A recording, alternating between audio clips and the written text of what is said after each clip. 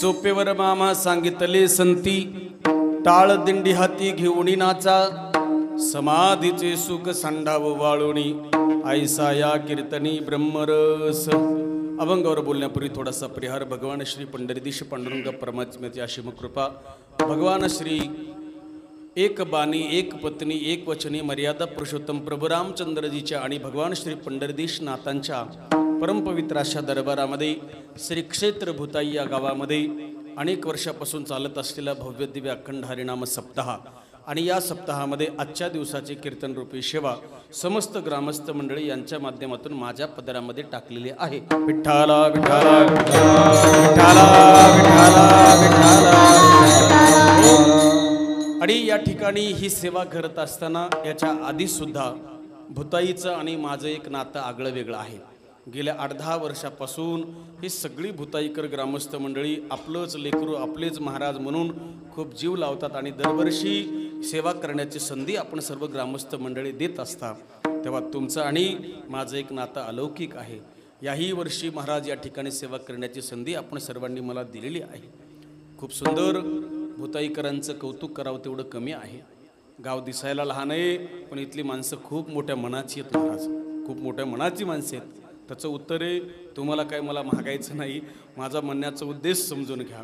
खूप मोठं मन आहे आपल्या प्रपंचातून आपल्या संसारातून आपले लेकरं बाळं शिक्षण आहे, शाळेचा खर्च आहे, आपल्या प्रपंचाचा खर्च आहे, याच्यामधून एक एक रुपया जमा करून सगळ्या मोठ्यातल्या मोठ्या गावाला लाजवेल असं भव्य आणि दिव्य मंदिर भूताईकरांनी बांधलं। हे साधी गोष्ट नाहीये। गावातल्या सगळ्या तरुणांना, गावातल्या सगळ्या कार्यकर्त्यांना, गावातल्या आमच्या मातृशक्ती महिलांना मी सगळ्यांना धन्यवाद देईल मायबाप।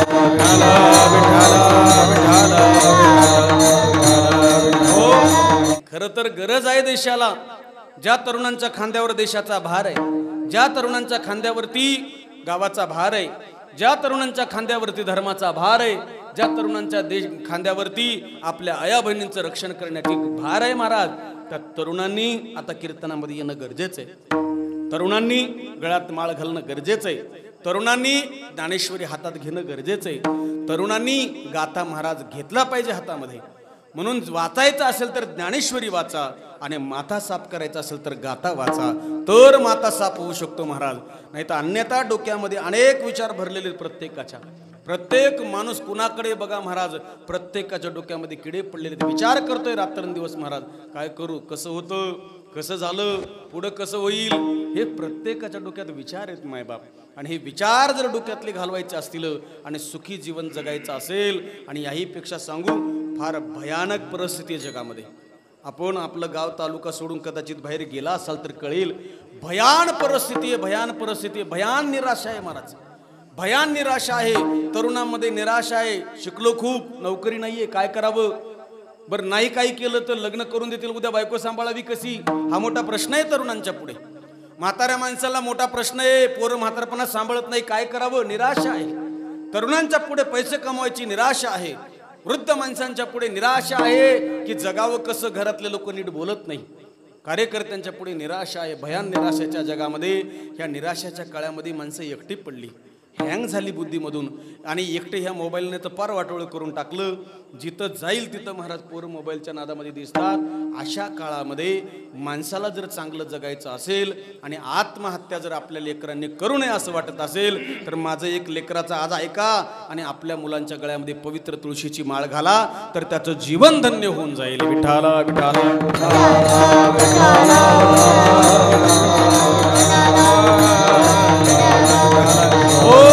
बराच ज्यांचं जगून झालंय, ज्यांचा संसार करून झालाय, ज्यांचं जगून संपलंय, आता धापा शिल्लक राहिले, त्यांनी कसंही वागलं म्हणजे वागू नका कसं बी, नाही तर महाराजांनी सांगलं म्हणचाल पुन्हा, ही लय मोठी पंचायत आहे महाराज, लय जपून बोलावं लागतं। कसंही वागलं म्हणजे आता संपूर्ण झालंय ना, जगूनच झालंय ना, त्यांनी एखाद्या वेळेला कमी जास्त झालं तरी चालते, पण हे तरुण कुणाचं तरी बाप होणार आहेत महाराज, कुणाचं तरी भाऊ आहेत, कुणाचं तरी मालक होणार आहेत, यांनी चांगलं जगलं पाहिजे मायबाप। यांच्यावर संसाराची, प्रपंचाची, गावाची, धर्माची जबाबदारी आहे। आणि म्हणून यांच्यासाठी खरा परमार्थ आहे. आणि म्हणून मोठमोठे साधू, मोठमोठे ऋषी, मोठमोठे योद्धे महाराज तुकोबरायाच्या कीर्तनाला येऊन बसायचंय. तरणा भाग्यवंत नटेहारी कीर्तनात, नटेहारी कीर्तनात, नटेहारी कीर्तनात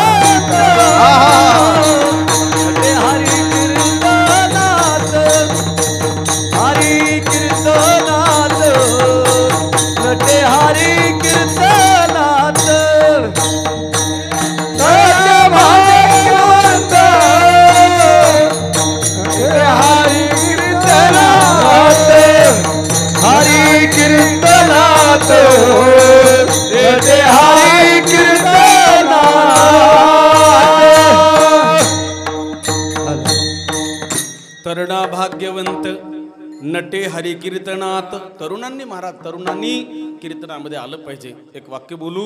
आपल्याकडे काय आहे बरं विशेष? दादा आवाज दे. आपल्याकडे काय विशेष आहे बरं? आपण जीवनात येऊन काय मिळवलंय? जगापेक्षा वेगळं काय केलं मला सांगा तुम्ही. भूताईकर सांगा छातीला हात लावून, जगापेक्षा वेगळं काय केलंय? घर बांधलंय, सगळेच घर बांधते. लेकरं झाले, सगळ्यालाच लेकरं झाले. आपल्यापेक्षा डुकराला तर जास्त होतात मायबाप. माफ करा मला, माफ करा, माफ करा. आपल्यापेक्षा डुकराला तर लई होतात. शेळीला तर त्याच्यापेक्षा जास्त, कुत्रीला तर त्याच्यापेक्षा जास्त होतात. विशेष काय केलं? घर बांधणं विशेष झालं, लेकर बाळ झाली विशेष झाली, 5-50 एकर जमीन कमवली विशेष झालं. काय एखादी गाडी घेतली, काय विशेष केलं आपण मला सांगा तुम्ही. आपल्याकडे काहीच नाही मायबाप. आपण शून्य आहोत. याच्यापेक्षा पुढे येऊन बोलतो, आपल्यापेक्षा अमेरिकेतले भिकारी श्रीमंत आहेत. आपल्यापेक्षा अमेरिकेतले भिकारी श्रीमंत आहेत. त्यांच्या तुलनेमध्ये आपली काहीच किंमत नाही. पण जरा मागं फिरून विचार करा की आपण कशाला जन्माला आलो महाराज. काय करायचंय, कुठं जायचंय आणि कुठं थांबायचं याचा विचार करणं गरजेचं आहे का नाही. माझं एक वाक्य ध्यानात ठेवा. अरे कीर्तन ही सामान्य भक्ती नाहीये. कीर्तन हे सामान्य नाहीये. आपल्यापेक्षा हजारो पटीनं मोठी झालेली माणसं या महाराष्ट्राच्या या भारतभूमीमध्ये छत्रपती शिवाजी महाराजांचे सूर, महाराजांसारखे शूर झाले, ज्यांनी या स्वराज्याची निर्मिती केली. हे स्वराज्य घडवणं माझा हक्क आहे म्हणणारे छत्रपती शिवाजी महाराज एवढे मोठे राजे. पण छत्रपती शिवाजी महाराज जगद्गुरु तुकोबारायाच्या कीर्तनामध्ये मांडी घालून खाली जमिनीवर बसत होते. मांडी घालून बसत होते मायबाप. मग त्या राजाची उंची कुठं आणि आपली उंची कुठं? आपण जर कीर्तन ऐकत नसाल तर माझा उद्देश एवढाच होता सांगण्याचा, कीर्तनाला आपण आलं पाहिजे मायबाप. आणि म्हणून जगामध्ये अनेक साधन आहेत, कल्याणाचे, आत्मकल्याणाची अनेक साधन आहेत. आपण ज्या युगामध्ये वागतोय त्या युगाचं नाव आहे कलियुग. आणि कलियुगामध्ये चांगलं वागणार, वाईट वागणाऱ्यापेक्षा चांगलं वागणाऱ्याला त्रास जास्त आहे. माझं बोलणं कळतंय? आई तुम्हाला ऐकायला येते का मागं? कुणाला त्रास आहे? वाईट वागणाऱ्यापेक्षा चांगलं वागणाऱ्याला सध्या त्रास आहे मायबाप. चांगलं वागणाऱ्याला त्रास आहे. आमच्या महिला बघा तुम्ही शेतामध्ये निंदायला जाते, एक 10-12 जणी जाते शेतात निंदायला. गेल्यानंतर काय करते, 10-12 जणीमध्ये एखादी बिचारी इमानदार असते, सर सर सर सर निंदत पुढं जाते. मागचीनं दगड उचलला, घातला तिच्या पाठीमध्ये. हो मागं चल, निघ माग, तुला काय जास्त देणार आहे का मालक? आता मला सांगा, सर सर पुढं दादा, सर सर निंदत पुढं जाणं म्हणजे चुकीचं आहे का? बोलत चला जरा, मी तुमचाच आहे. वाईट आहे का? मग दगड का खावं लागला? चांगलं वागून महाराज दगड खावं लागला. वाईट वागून दगड खावं लागत नाही. तसं कलियुगातली माणसं आपल्या स्वतःच्या दुःखापेक्षा दुसऱ्याच्या सुखाने दुःखी आहेत नाही. दुसऱ्याच्या उत्कर्षाने दुःखी आहेत, दुसऱ्याच्या आनंदाने दुःखी आहेत, दुसऱ्याच्या प्रगतीमध्ये महाराज ही माणसं दुःखी होतात. हे कलियुगाचं वातावरण आहे. कलियुगामुळे झाले सत्याचे वाटोळे. आणि मग कलियुगामध्ये पाप करणाऱ्या व्यक्तीला, पाप करणाऱ्या लोकांचं अनुमोदन आहे. जेवढं जास्त पाप करतील लोक, त्याला जगातले लोक अनुमोदन देण्याचं काम करतात महाराज. मग असं कलियुग जर एवढं पापी असेल तर या कलियुगामध्ये माणसाचं आत्मकल्याण कशाने होईल? अनेक युग होऊन गेले, एकूण 4 युग आहेत. बोल कोणचे कोणचे? सतयुग, त्रेता, द्वापार आणि कली. नीट लक्ष द्या. सतयुगाचं आयुष्य आहे सतयुगाचं आयुष्य आहे विठ्ठला विठ्ठला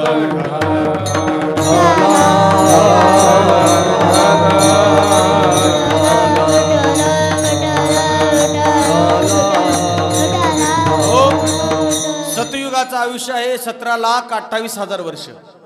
त्रेतायुगाचं आयुष्य आहे 13,96,000 वर्षाचं आयुष्य आहे.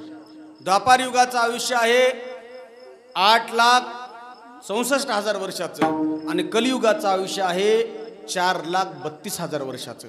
अजून सोपं करतं. कलियुगामध्ये सतयुगामध्ये माणसाचं आयुष्य होतं 1,00,000 वर्षाचं. त्रेतायुगामध्ये आयुष्य होतं 10,000 वर्षाचं. द्वापार युगामध्ये आयुष्य होतं 1,000 वर्षाचं. कलियुगामध्ये 100 वर्षाचं. अजून सांगतो. सतयुगामध्ये माणसाची उंची होती 32 फूट. त्रेतायुगामध्ये माणसाची उंची होती 21 फूट. द्वापार युगामध्ये माणसाची उंची होती 11 फूट आणि कलियुगामध्ये माणसाची उंची आहे 5.5 ते 6 फूट. अजून सोपं करतो. सतयुगामध्ये पाप 0% होतं, पुण्य 100% होतं. त्रेतायुगामध्ये 75% पुण्य होतं आणि 25% पाप होतं. द्वापार युगामध्ये 50% पाप होतं आणि 50% पुण्य होतं. पण कलियुगामध्ये 75% पाप आहे आणि 25% पुण्य आहे. आता मग हे जर एवढं 75% पाप असेल तर ही पृथ्वी टिकली कशी काय? कशामुळे चालू आहे? अजून सूर्य जाग्यावर आहे, चंद्र जाग्यावर आहे, समुद्र जाग्यावर आहे, पृथ्वी जाग्यावर आहे. अजून वारं वावदान जास्त सुटत नाही, घरं उडून जात नाही. का बरं? त्याचं कारण आहे हे सप्त्यामध्ये अन्नदान होतंय म्हणून महाराज ही पृथ्वी अजून जाग्यावरती आहे. म्हणून महाराज हे भजन कीर्तन चालू आहे, अजून पृथ्वी जाग्यावरती आहे. हे ज्या दिवशी बंद होईल, आता ते बंद पडायला चालेत बऱ्याच गावांनी महाराज, राहिलेच नाही माणसं. आता माफ करा, लय अवघड वाटतं कधी कधी. एवढे माणसं जर गावात असतील, एवढेच माणसं आहेत का आपल्या गावात?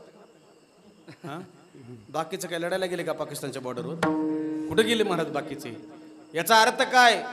भागवतामध्ये सांगितलंय, वर्षे वर्षे क्रमत जाता, वर्षा वर्षानो महाराज पुढे पुढे जात जाल तसं तसं मंगल दिसणार नाही महाराज. हळूहळू हळूहळू कमी होत जाईल आणि हे ज्या दिवशी संपूर्ण कमी होईल मला आणि अशा अवस्थेमध्ये त्यावेळेला मात्र कलीचा अंतिम शेवटचा दिवस असेल आणि अशा काळामध्ये कल्की अवतार होईल. आणि एवढ्या भयानक काळामध्ये माणसाचं कल्याण उद्धार कशाने होईल? क्रतुयुगामध्ये ध्यान साधना होती, त्रेतायुगामध्ये परिचर्या साधना होती, द्वापार युगामध्ये तप हे साधना होती. पण कलियुगामध्ये माणसाचं कल्याण होण्यासाठी साधना काय? महाराजांना विचारलं. महाराजांनी सांगितलं, एक काम करा, आम्हाला संतांनी एकदम श्रेष्ठ साधन सांगितलं कलियुगामध्ये. कोणतं? कलियुगी बुद्धार हरीच्या नामे, हरीच्या नामे, कलियुगी बुद्धार हरीच्या नामे, हरीच्या नामे,